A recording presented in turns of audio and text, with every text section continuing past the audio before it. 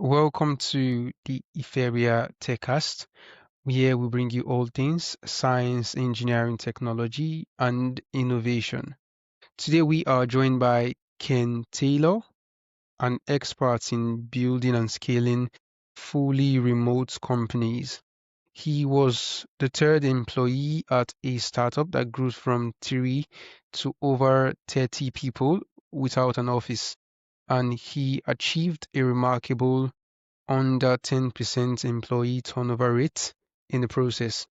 He is the author of the upcoming book, Working in Sleepers, and he argues that remote work, when done right, isn't just a compromise, it's a competitive advantage. In this episode, we'll dive into the systems and principles that create high performing loyal remote teams. So, Ken, it's an honor to have you here today. Welcome to the show. Thank you very much. It's great to be here, Ezekiel. Right. So, let's dive in. You were the third employee at a startup that went fully remote and grew to over 30 people.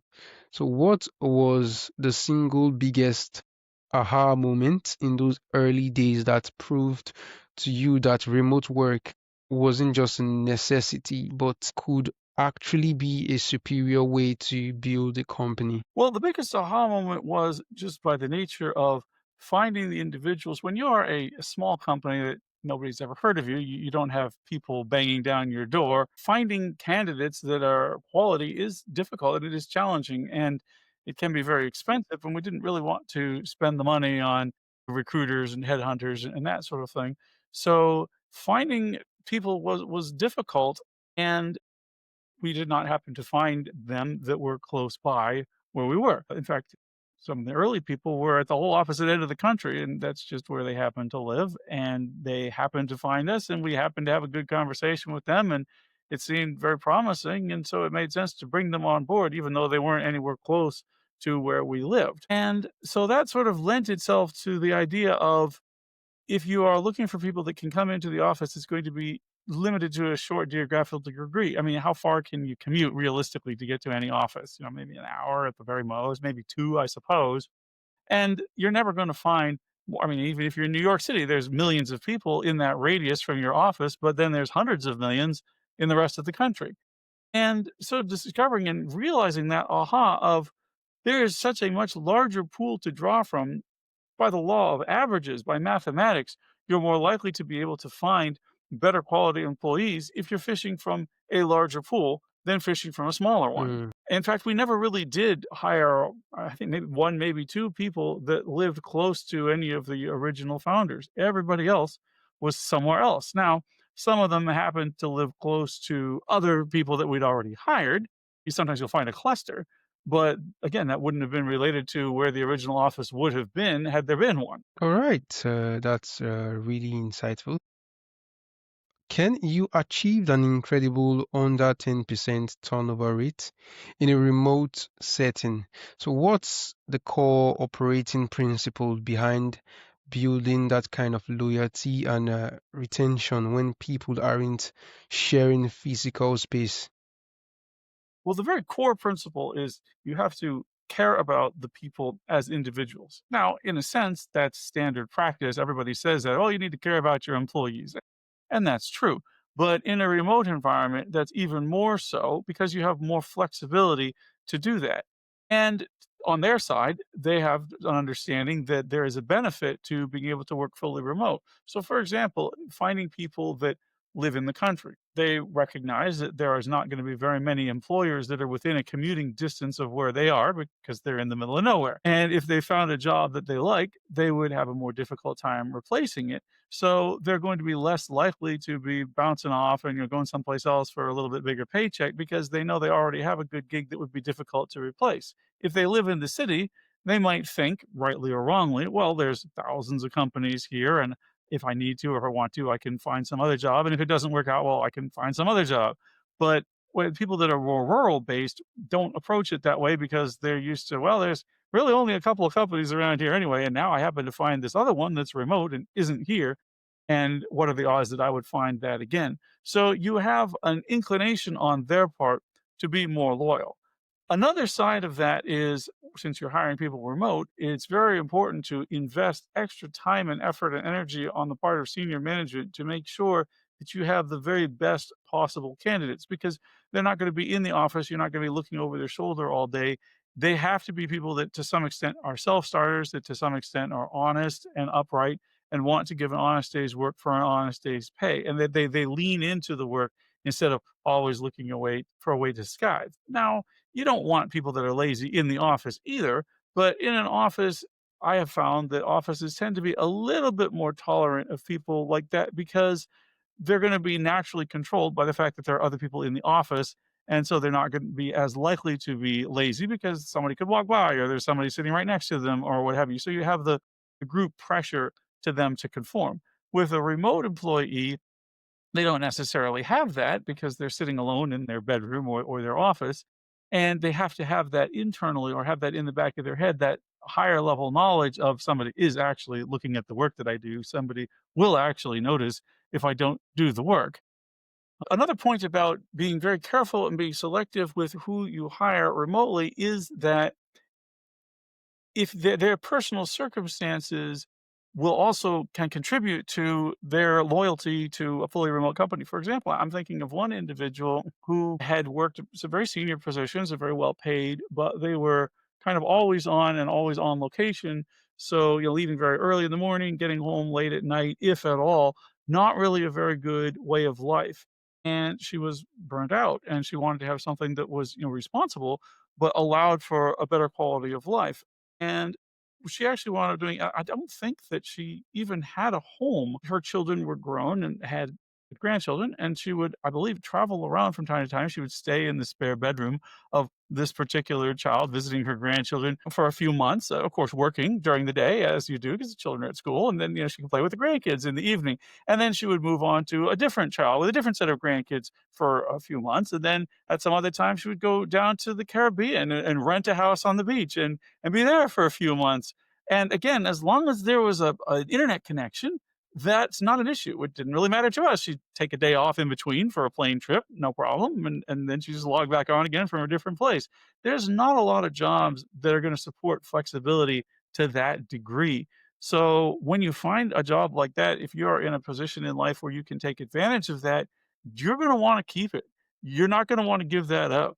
I mean, how much would she have to be paid in order to go back to the grind of going into the same office every day, or even working from home but not being allowed to move around like that? Probably a great deal more. So the loyalty that you can get from the flexibility that is offered by remote is a major contributing factor, and this is something that I found in companies. So, what does your tech stack for running a high-performing remote team actually look like beyond just Zoom and Slack? So, what tools are essential for creating accountability and connection? Well, people talk about Zoom and Slack, which are, of course, very well known in the tech community. I actually found that what I preferred and was also more cost effective, and I really hate to give a promo to a company that already has more money than anybody needs, but the Google Suite offers most of what you need, certainly much of what those other tools offer.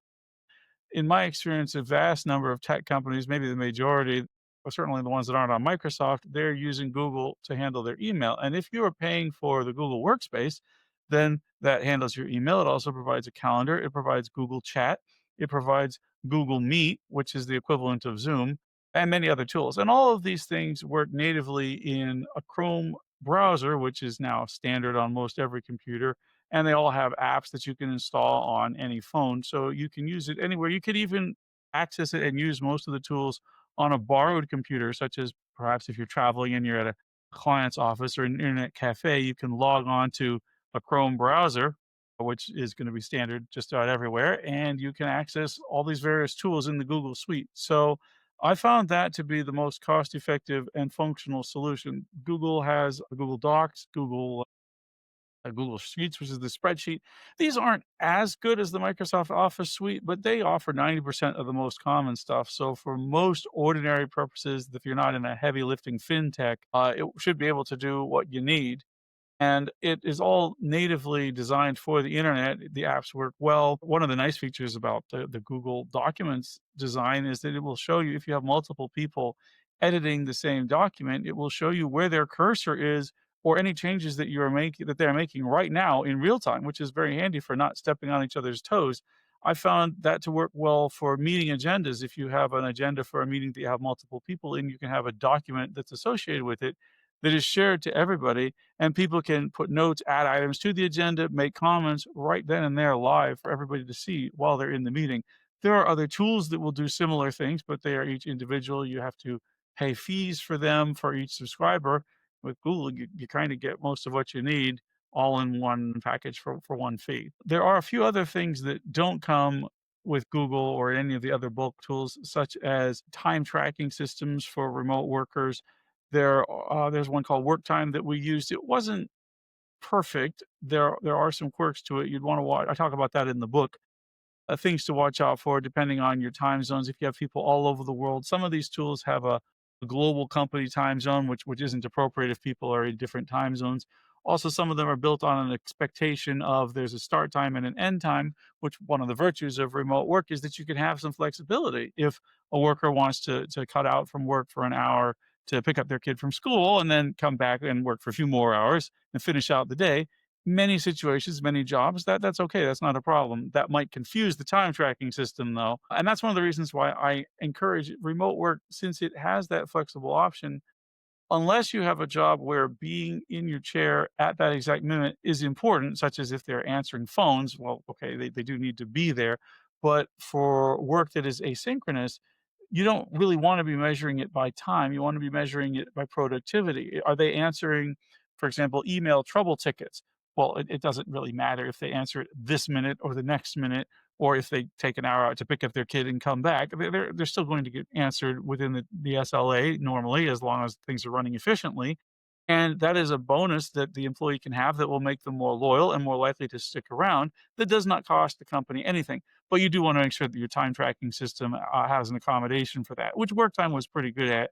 It would record the times that the employee was active. So if the employee did skip out for an hour, well, it would know that, but it wouldn't get confused. You would realize, well, they came back and they worked another 3 hours. So the amount of time that work was done was still what would be correct. Although, again, I don't encourage that you should go off of that alone. You should look into the productivity of what they are doing, how many tickets were done, how many accounting entries were made, whatever it is that you have them assigned to be doing. Look at what you actually care about.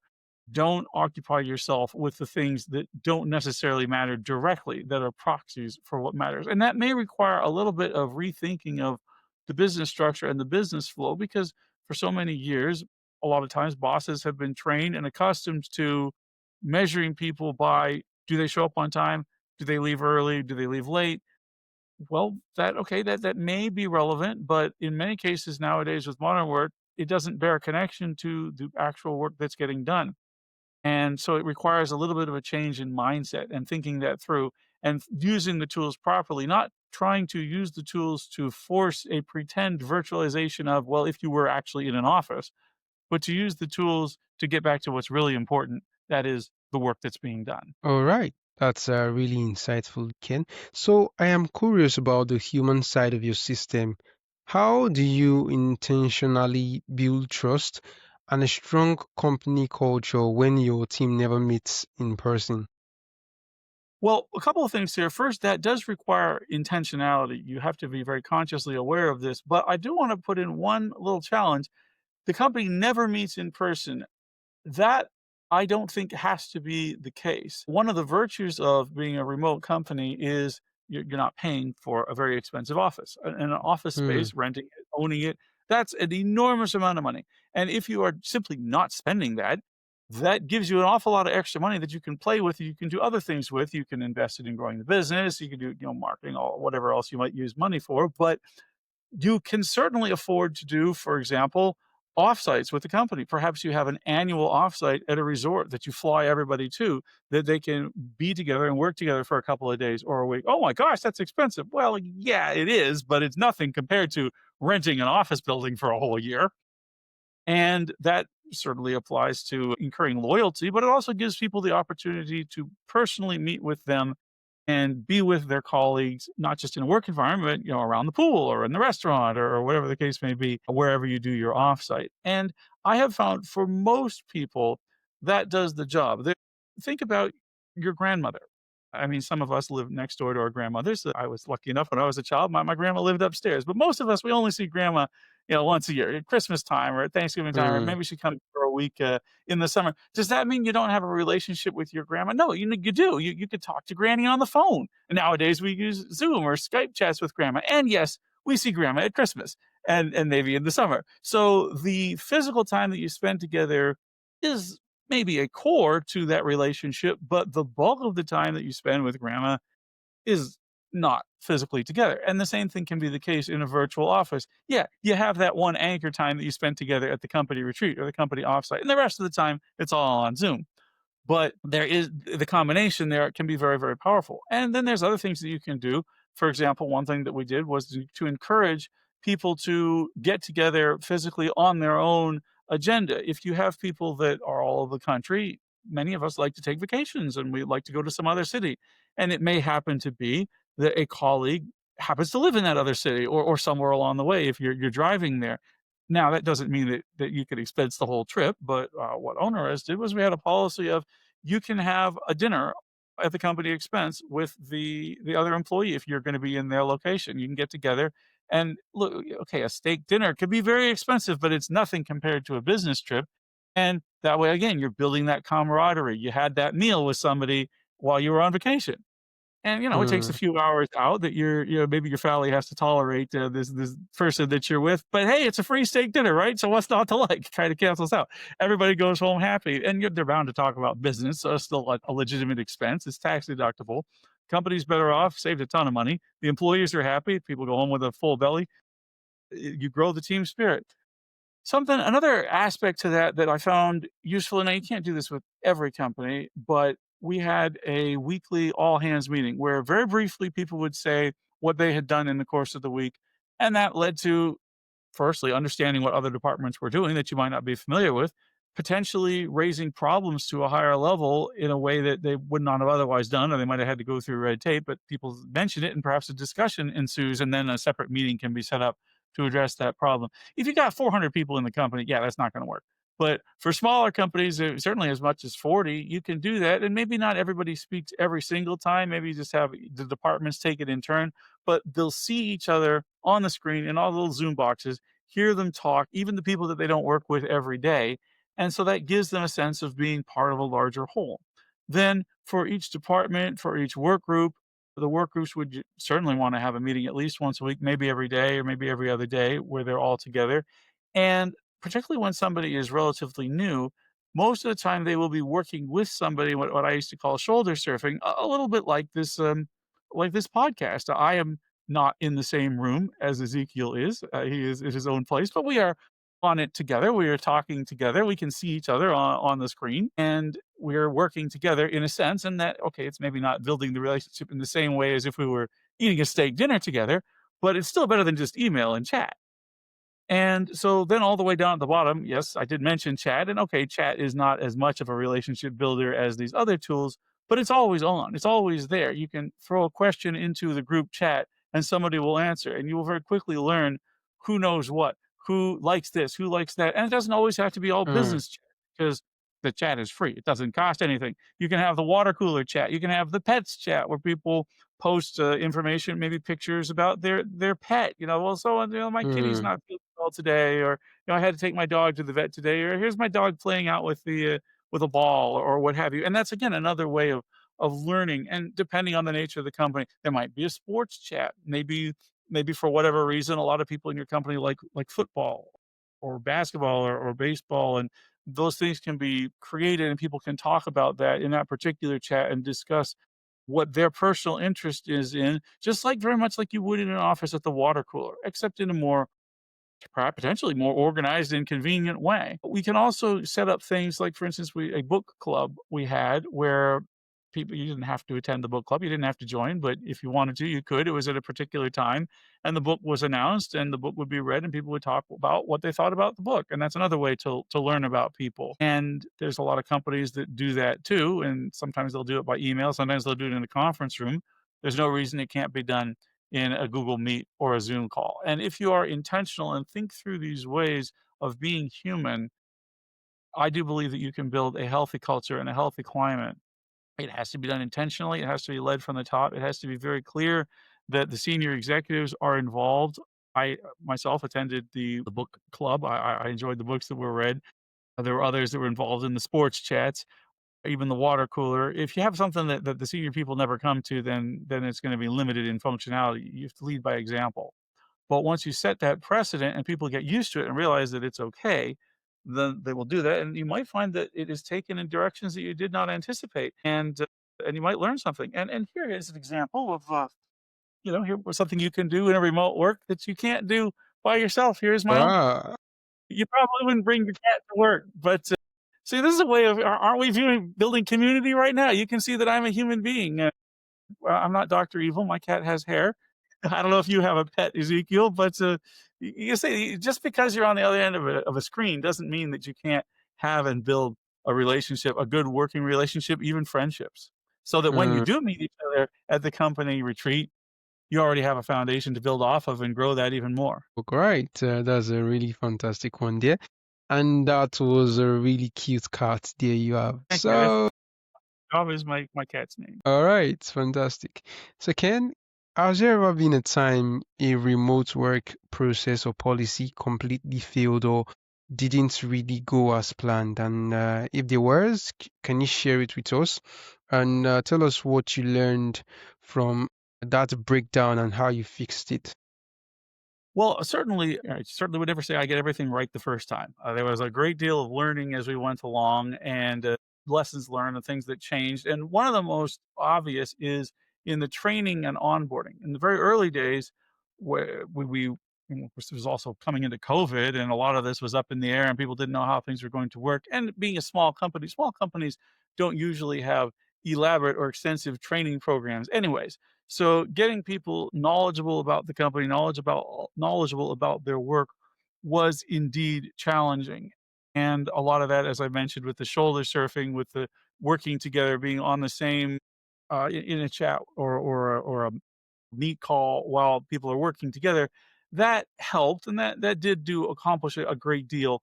But as we went further on, we developed more, I don't want to say formal because it's all somewhat loose, but more guided and more led training protocols. And if that does need to be very human oriented. I know a lot of companies have, well, here's all the training videos.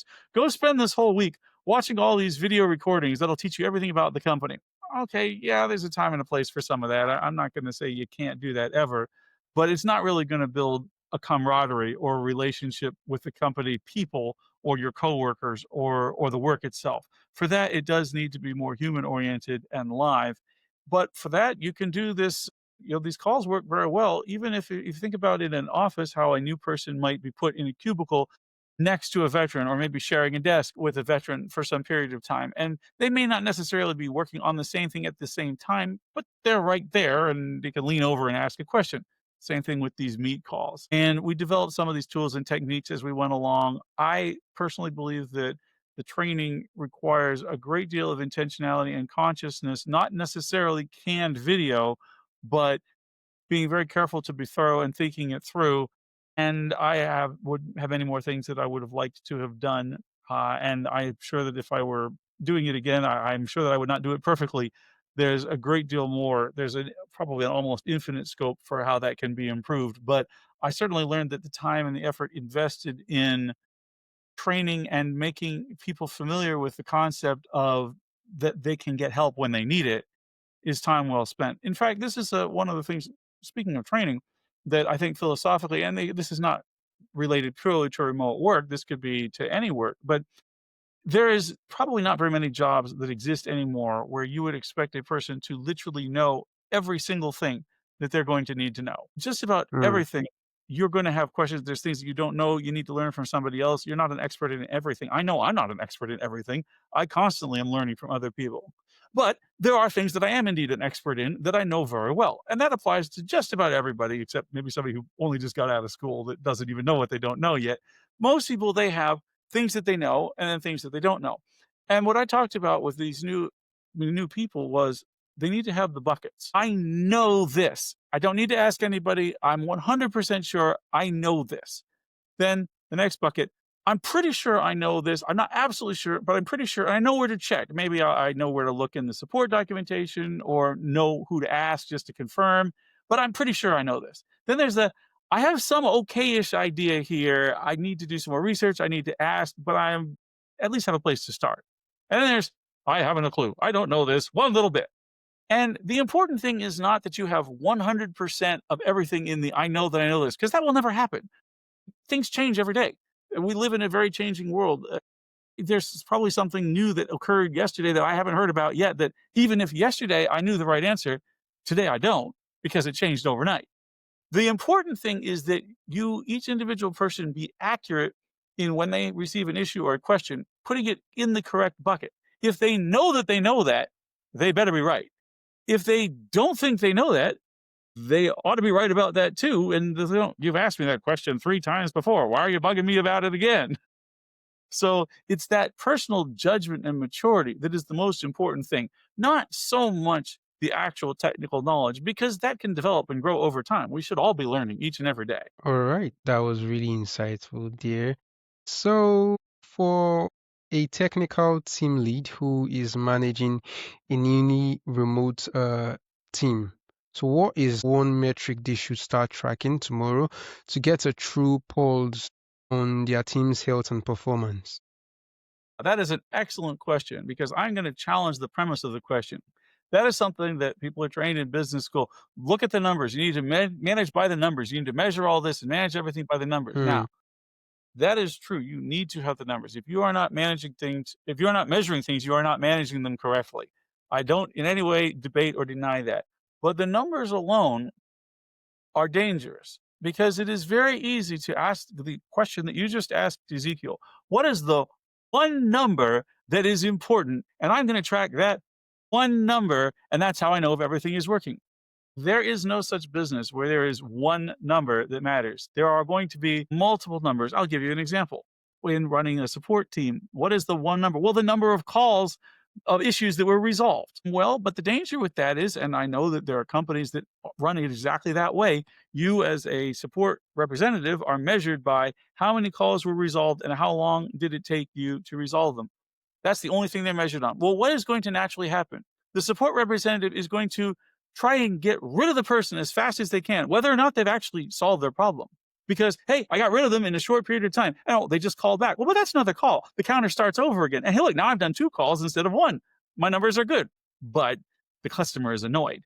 So by looking at that one number, you're going to get a very wrong incentive. It's going to drive people to do something that is unhealthy and bad for the business and not good for the customers.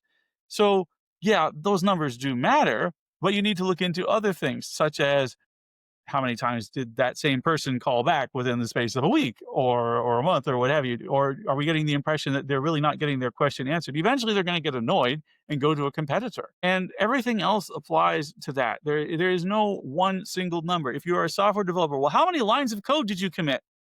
Yeah, that matters. But how many lines of accurate code did you commit? If you have somebody that commits 100 lines of code and 90 of them were buggy, and then you have somebody else that committed 20 lines of code and they were perfect, who's the better programmer? So you as the manager, as the boss, you need to think through and ask yourself, what do I actually care about?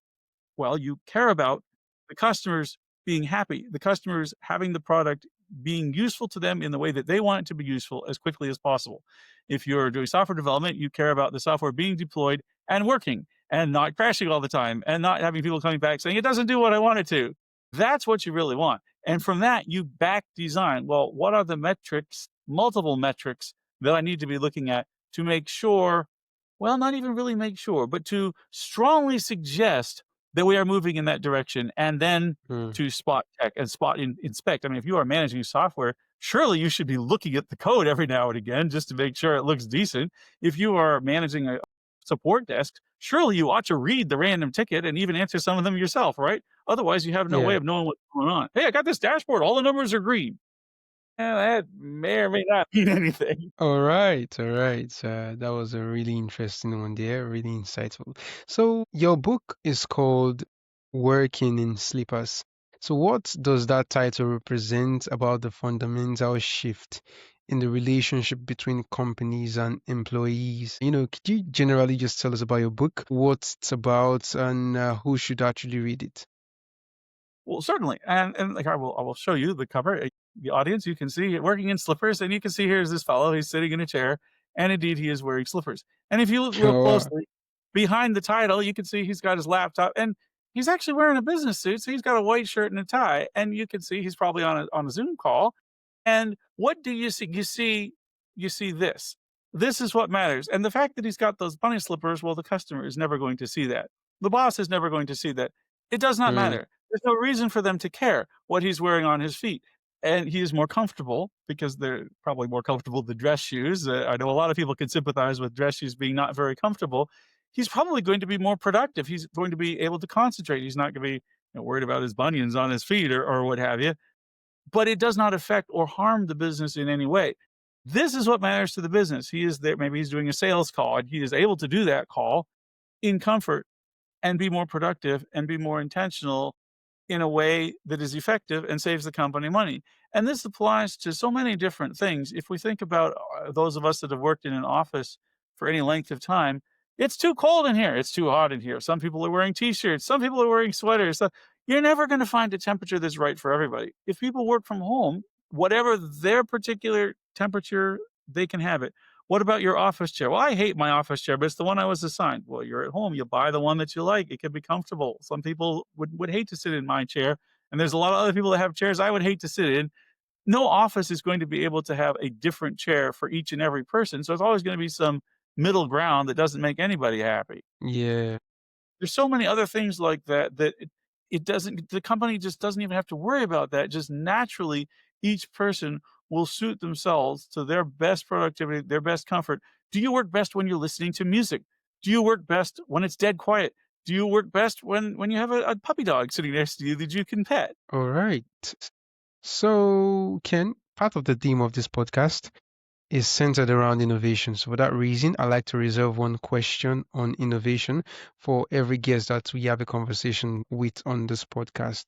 So in your work, which is all about re-engineering the traditional workplace for a distributed world. So what does the word innovation truly mean to you? Innovation means being open to trying something in a way that is new or different, or maybe what you are not used to, maybe even just a little bit uncomfortable with, but doing so in an intentional way. Now, remote work is not necessarily the best example of innovation because most of us in our listening audience are old enough that we were working during COVID, or I guess maybe we were in school during COVID. Nobody was prepared for that. Most everybody did not expect that that was going to happen. They were at school one day or they were at the office one day, and the next day, well, nobody can come back to the office or school. You just sort of got to figure it out yourself. That's not really the right way to do innovation, but it did force an awful lot of innovation down people's throats, whether they liked it or not. And now we have the return to office movement where a lot of companies are saying, okay, great, COVID's over. Let's get back the way we were. Let's roll the clock back. And whoa, wait a minute. That's the opposite of innovation.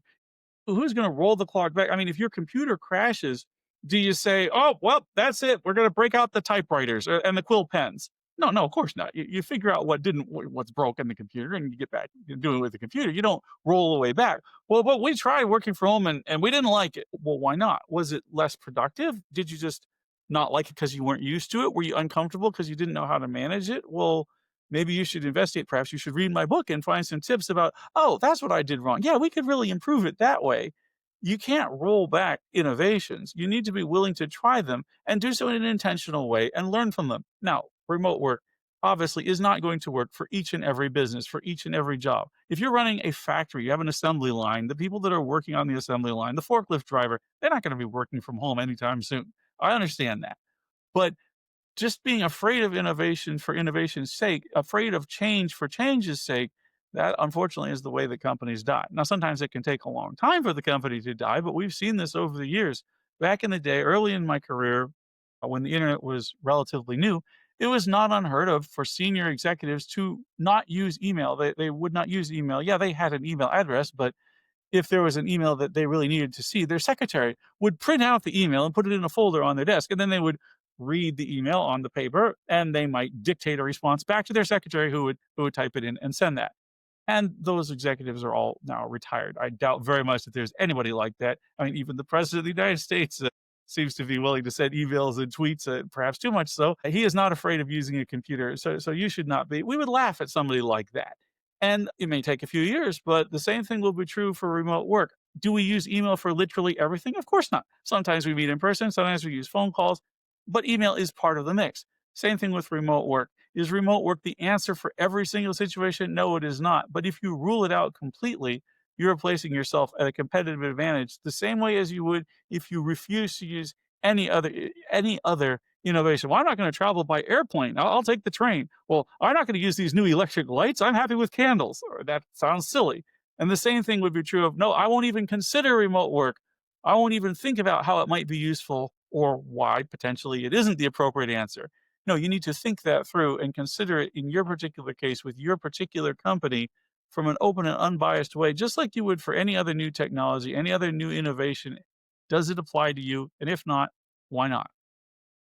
Because somebody else out there, one of your competitors, is going to give it a try.